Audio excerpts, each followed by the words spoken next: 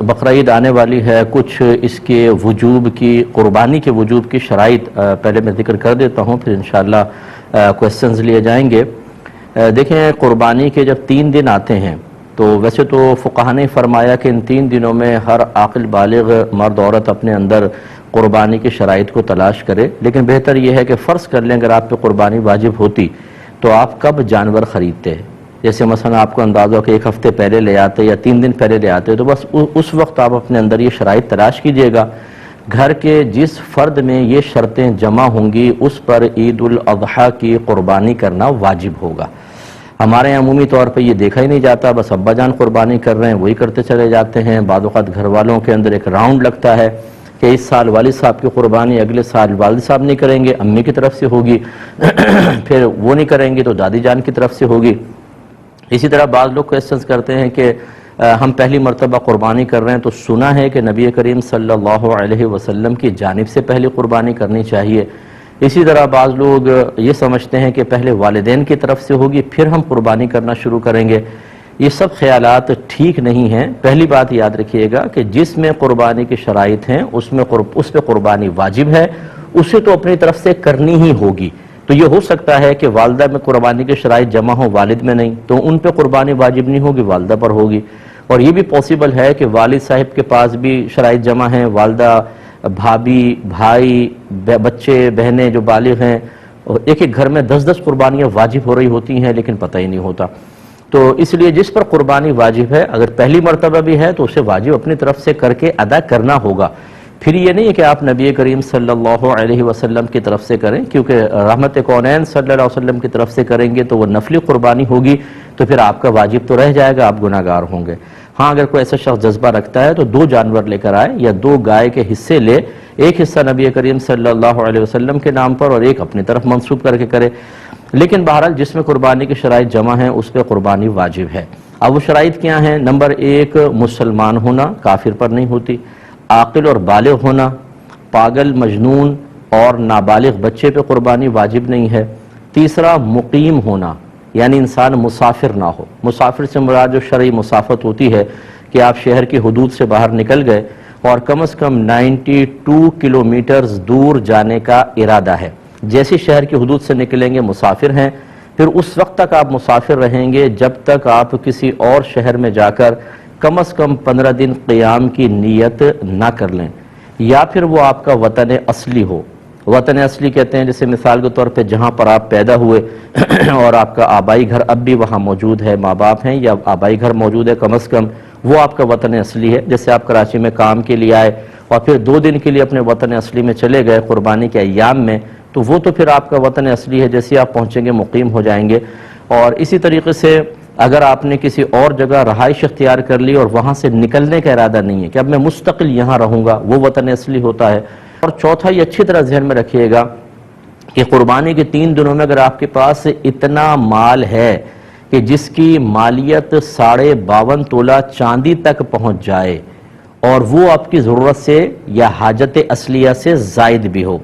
تو آپ پہ قربانی واجب ہوگی، یعنی یہ قربانی کا نصاب ہے۔ اماؤنٹ آپ کے پاس ہے اور آپ کی ضروریات زندگی سے زائد ہونا چاہیے۔ ضروریات زندگی میں کون سا ہوگا؟ جیسے اگر فرض کر لیں آپ کو سیلری ملی تو راشن لینا ہے، بچوں کی فی پے کرنی ہے، اور چیزیں ہیں، یا گھر کے جو ضروریات زندگی کا سامان ہوتا ہے جیسے آپ کے کپڑے ہیں، آپ کے جوتے، اور اگر آپ نے اے سی لگایا ہوا ہے وہ بھی حاجت اصلیہ میں آتا ہے، آپ کا فریج، واشنگ مشین، برتن وغیرہ، یہ سب حاجات اصلیہ میں آتے ہیں۔ اسی طرح آپ کا ذاتی مکان یہ حاجت اصلیہ میں ہے۔ اس سے فالتو کوئی بھی سامان ہو کہ جو آپ نے جو آپ کی ضروریات زندگی سے زائد ہے یا پھر سونا چاندی کی شکل میں ہے تو وہ اس پہ قربانی واجب ہوگی۔ لہذا اب آپ کو دیکھنا یہ ہوگا، مثال کے طور پہ اگر کسی بہن کے پاس 1 تولہ سونا ہے تو یقیناً 52.5 تولہ چاندی تک اس کی قیمت پہنچتی ہے، تو ان پر قربانی واجب ہوگی۔ یہ زکوٰۃ کے نصاب کو نہ دیکھیے گا، اس میں یہی لکھا ہے کہ اگر کسی کے پاس بھی کسی بھی قسم کا مال ایسا ہو جو حاجت اصلیہ سے زائد ہو اور اس کی مالیت 52.5 تولہ چاندی تک پہنچ جائے تو اس شخص پہ قربانی واجب ہے۔ اللہ سے کلام یہ ہے کہ قربانی کے دن جب قریب آ جائیں تو آپ یوں کریں، جتنا آپ کا سونا ہے اس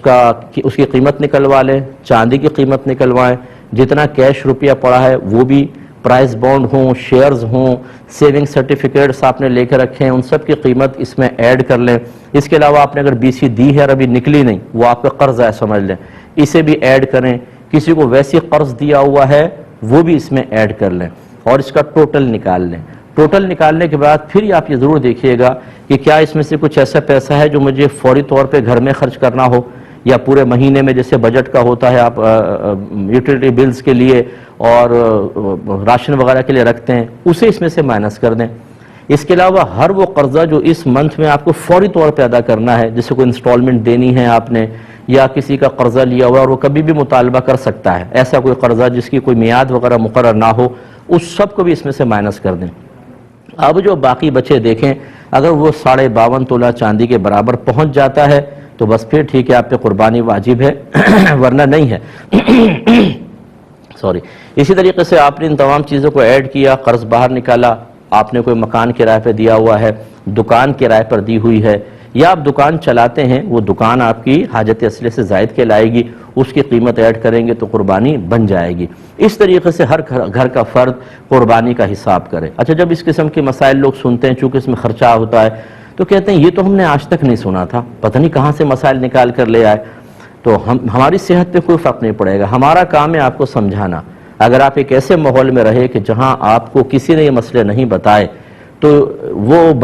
بتانا نہ بتانا وہ چھوڑ دیجئے، ہمارا کام تھا ان مسائل کو سیکھنا۔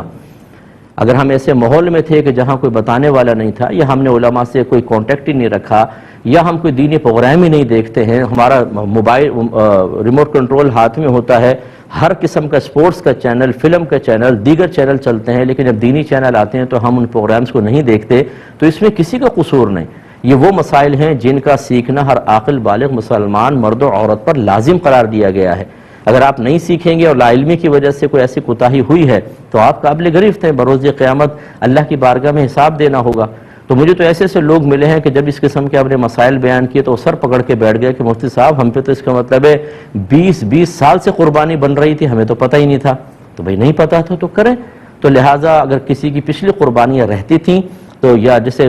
پتہ تھا کہ قربانی ہم نے کرنی ہے نہیں کر سکے، یا لا علمی کہ ہمیں مسئلہ ہی پتہ نہیں تھا، ایسے افراد اب قربانی کی جگہ قربانی نہیں کر سکتے، وہ نکل گئی۔ اب ایک قربانی کی قیمت صدقہ کر دیں، یا تو بکری کی قیمت کر دیں بکرے کی، اور یا پھر ایک کم از کم ایک گائے کا حصہ جو معتدل قسم کا ہو، یوں نہیں کہ 4-5 ہزار آپ نے خرچ کر دیے، 4-5 ہزار میں 7 چوک 28 ہزار کی گائے کیسی آئے گی؟ 7 حصے ہو سکتے ہیں تو کیسی گائے آئے گی؟ اچھی تھوڑی سی درمیانے درجے کی گائے کا حساب کریں، اور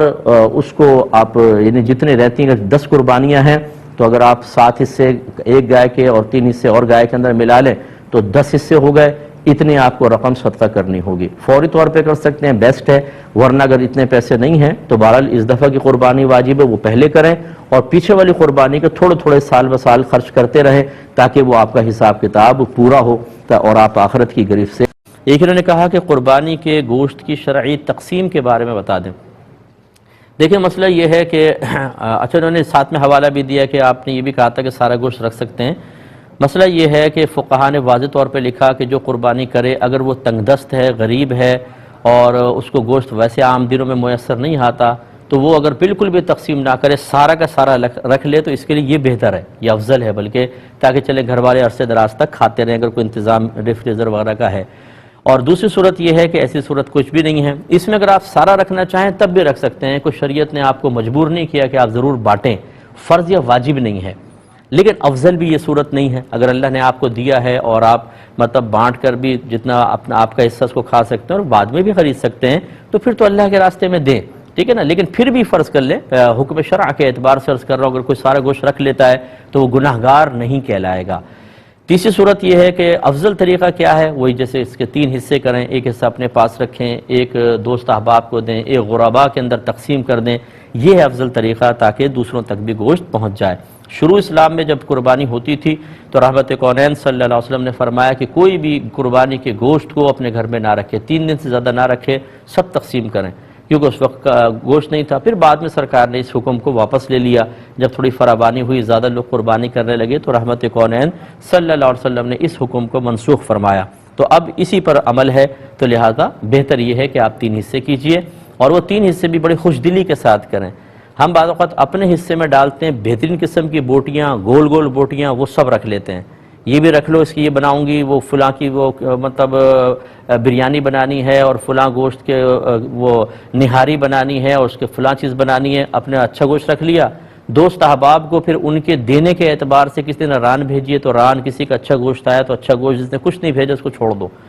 تو یہ لین دین کا معاملہ. اور غریبوں کو سب سے زیادہ پسلیوں کا گوشت اور ایسا وہ غریبوں کو دے دو. یہ چیز نہیں. آپ جو دے رہے ہیں نا، سمجھ لیں وہ اللہ تبارک و تعالیٰ کے دست قدرت میں جائے گا. سب سے پہلے جب آدمی صدقہ کرتا ہے تو اللہ کے دست قدرت میں جاتا ہے اور پھر کسی غریب تک پہنچتا ہے. اب جو اللہ کو آپ تحفہ دے رہے ہیں، فرض کر لیں کہ وہ اس کے ذریعے غریب تک پہنچا رہے ہیں، وہ تحفہ ایک انتہائی ناقص ہو. یہ مطلب خود سوچ لیجیے، اگر کوئی آپ کے گھر میں اس طرح کا گوشت بھیج دے کہ اٹھائے تو یہ پسلیاں ساری لٹکی بھی نظر آئیں، تو آپ بھی اس کو برا فیل کریں گے کہ یار یہ کیا کیسے گوشت بھیجا، پسلیاں بھیج دی ہمیں، اور آپ غصے کا اظہار کریں گے. تو اللہ کے لیے ہم پسند کریں مناسب نہیں. ہاں یہ ہو سکتا ہے تھوڑا بہت گوشت اچھا رکھ لیں، باقی سب کو مکس کریں، پھر اس کے 3 حصے کریں، اور تاکہ برابر گوشت پہنچے اور خوش دلی کے ساتھ اللہ کی راہ میں دیں. نبی کریم صلی اللہ علیہ وسلم نے جن 7 اعضاء کو کھانا منع فرمایا اس میں تو اوجڑی شامل نہیں تھی، لیکن چونکہ ان 7 اعضاء میں سے ہر ایک کا گندگی کے ساتھ اتصال نظر آیا تو پھر فقہا نے اسی علت کی بنا پر اوجڑی کو منع کیا. اب شرعی حکم یہ ہوتا ہے کہ جب قرآن کی نص قطعی سے کسی چیز کی حرمت ثابت ہوتی ہے تو ہم کہتے ہیں یہ حرام ہے.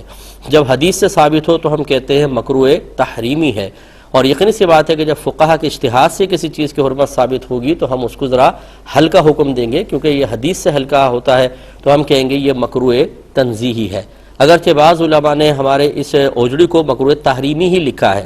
اس کی وجہ غالباً پھر یہ ہے کہ انہوں نے قیاساً نہیں بلکہ دلالت النص سے ثابت فرمایا، اس سے پھر اس کا حکم قیاس سے قوی ہوتا ہے. لیکن یہاں ایک مسئلہ یہ ہے کہ اب اوجڑی بہت ہی زیادہ کھائی جا رہی ہے. میں خود لاہور میں دوران تعلیم طالب علمی وہاں رہا ہوں، اور وہاں میں نے دیکھا صبح ناشتے ہوتے ہیں، بڑے بڑے تھال لے کے بیٹھے ہوتے ہیں، اس میں اوجڑی بھی ہوتی ہے، اور 1-2 نہیں ہزاروں افراد ڈیلی کھا رہے ہوتے ہیں. اس کے علاوہ بھی چونکہ میں ایک عوامی آدمی ہوں، میں کویسچنز کرتا رہتا ہوں، لوگوں سے معلوم ہوتا ہے کہ بہت سارے لوگ اپنے گھروں میں اوجڑیاں کھا رہے ہیں. تو یہ بہت زیادہ عام ہو چکی ہیں. فقہا جس چیز کو قیاساً اجتہاداً منع فرمائیں، جب وہ لوگوں میں بہت زیادہ عام ہوتی ہے تو اکثر فقہا کا پھر یہی معاملہ ہوتا ہے کہ وہ اپنی رائے کو واپس لے کر حکم کو ہلکا کر دیتے ہیں. اب چونکہ یہ بہت زیادہ اس میں عموم بلوہ نظر آتا ہے، تنزیہی ہونے کے قائل ہیں، یعنی ہم یہ کہتے ہیں کہ اوجڑی کھانا مناسب نہیں ہے، شریعت کو ناپسند ہے اتصال گندگی کی وجہ سے، لیکن اگر کوئی کھائے گا تو گناہ گار نہیں ہوگا. لیکن اگر کچھ حضرات مکروہ تحریمی والے قول پہ عمل پیرا ہونا چاہیں تو بالکل ہو سکتے ہیں، وہ کرنا چاہیں کر لیں. لیکن اکثر ہوتا یہی ہے، اور یہ ہی ایک مفتی کی شان ہوتی ہے اور صلاحیت افتاء رکھنے والے کی شان ہے کہ وہ صرف لوگوں کو سخت مسئلے نہ بتائے، بلکہ عرف کی تبدیلی، لوگوں کے عادات اطوار کی تبدیلی کی وجہ سے احکام میں تبدیلی لے کر آئے. اور میں بطور نظیر صرف سمجھانے کے لیے عرض کر دیتا ہوں کہ اعلیٰ حضرت امام اہل سنت اسپرٹ کو ناپاک اور نجاست غلیظہ، پیشاب کی مثل ناپاک قرار دیتے تھے. لیکن جب آپ سے کویسچن ہوا کہ ایک رنگ باہر سے آیا جس کو پڑیا کا رنگ کہتے تھے،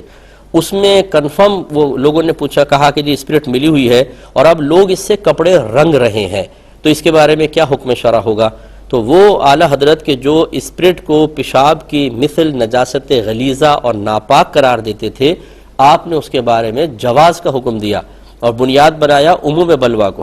کہ آپ نے فرمایا کہ اگرچہ ہمارے نزدیک ایسا حکم ہے، لیکن اب چونکہ ہم نے سنا ہے کہ زیادہ یہ عام ہے، اس میں عموم بلوہ ہے، لہٰذا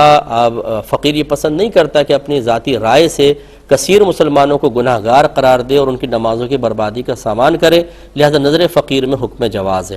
الفاظ تھوڑے آگے پیچھے ہوں گے لیکن مفہوم اور مقصود یہی ہے. اب دیکھیں پڑیا کے رنگ کو یہ تو نہیں کہ سارے کے سارے علماء اس سے رنگنا شروع ہو گئے تھے، عوام میں وہ چیز عام ہوئی تھی، اور جب کوئی چیز عوام میں عام ہو جائے، ان کی عادت میں شامل ہو جائے تو عادت چھڑوانے میں بہت حرج ہے اور شریعت حرج کو اٹھاتی ہے. لہٰذا مکروہ تنزیہی کا قول ہمارے نزدیک جو بھی مطلب اسباب ستہ جو مسا حکم کے تبدیلی کے اسباب ہوتے ہیں ان پہ نگاہ رکھنے والا ہوگا انشاءاللہ وہ اس دور کے اعتبار سے یہی فیصلہ کرے گا. اگرچہ بہت سارے ایسے مفتیان کرام موجود ہیں ان پہ کوئی طنز نہیں ہے، کوئی اٹیک نہیں ہے، کہ جو اسباب ستہ پہ نہ دسترس رکھتے ہیں، نہ ان کو یہ معلوم ہے کہ یہ اسباب ستہ کہاں کہاں اس وقت ان کی وجہ سے تبدیلیاں نظر آ رہی ہیں، بس وہ جیسا کتابوں میں لکھا ہوتا ہے ویسے آگے بیان کرنے کو کافی سمجھتے ہیں. بلکہ ہم جیسے اگر کوئی فرد ہے جو ان چیزوں پہ نگاہ رکھ کر اور مزاج شرع کو بنیاد بنا کر کوئی رعایت دینے بھی لگے تو وہ ہم پر اٹیک کرنا شروع کر دیتے ہیں. ان سے ایسے کسی فرد سے گزارش ہے کہ میں ایک طالب علم کی حیثیت سے اور آپ ایک عالم کی حیثیت سے تشریف فرما ہوئیے گا اور میرے کچھ بچکانہ سوالات کے جوابات دے دیں تو فقیر مطلب ساری زندگی آپ کا احسان مانے گا. ایسے حضرات سے میری گزارش ہے مجھے تھوڑا سا موقع دے دیا جائے تو مجھے امید ہے اللہ کی رحمت سے کہ جب گفتگو ہوگی تو معلوم ہو جائے گا کہ کون صحیح کہہ رہا ہے اور کون غلط کہہ رہا ہے. لیکن اس کے باوجود میں پھر وہی عرض کرتا ہوں کہ اگر کوئی بزرگان دین کی کوئی بات لکھی ہوئی ہے اس کو بے عینی ہی کوڈ کرتا ہے، اس فرق کو محسوس کیے بغیر کہ اب معاشرہ زمانہ بدل گیا ہے، لوگوں کی عادات اطوار ان کی کیفیات رسم و رواج عرف تبدیل ہو چکا ہے، تو پھر ہم اس پہ بھی تانہ زنی نہیں کرتے ہیں. لیکن یہ ہم ضرور گزارش کرتے ہیں کہ جب ہم کوئی بات بیان کریں یا تو آپ آ کے گفتگو کریں کہ بھئی آپ نے غلط بات بولی ہے، شریعت کے خلاف ہے، قرآن کے خلاف ہے، اصول شرع کے خلاف ہے. یہ تو میرے خیال میں نہ کوئی ہمت کرتا ہے نہ وقت نکالنے کے لیے تیار ہے. کوئی میں ایسا تو نہیں ہوں کہ مجھ سے کوئی ڈرا جائے گا. کہنے کا مطلب یہ ہے کہ یا تو بعض تو ہمت نہیں کر پاتے اور بعض وقت نکالنے کے لیے تیار نہیں ہے، لیکن طنز کرنے کے لیے اور پبلکلی اس طرح کے مسائل کو ڈسکس کر کے کسی پر اٹیک کرنے کے لیے تیار ہے. حالانکہ یہ بہت بڑا گناہ ہے اور یہ بہت ہی غلط چیز ہے. اس لیے ہماری گزارش یہ ہے کہ یا پہلے ان تمام اسباب سبعہ یا اسباب ستہ پر اچھی طرح نگاہ رکھ کر ان کی روشنی میں جو مسائل میں جدید دور میں تبدیلیاں آئی ہیں اس کو دیکھیں، پھر ہمارے اس بیان کردہ مسئلے کو جب انشاءاللہ سنیں گے تو فرق واضح طور پہ نظر آئے گا. تو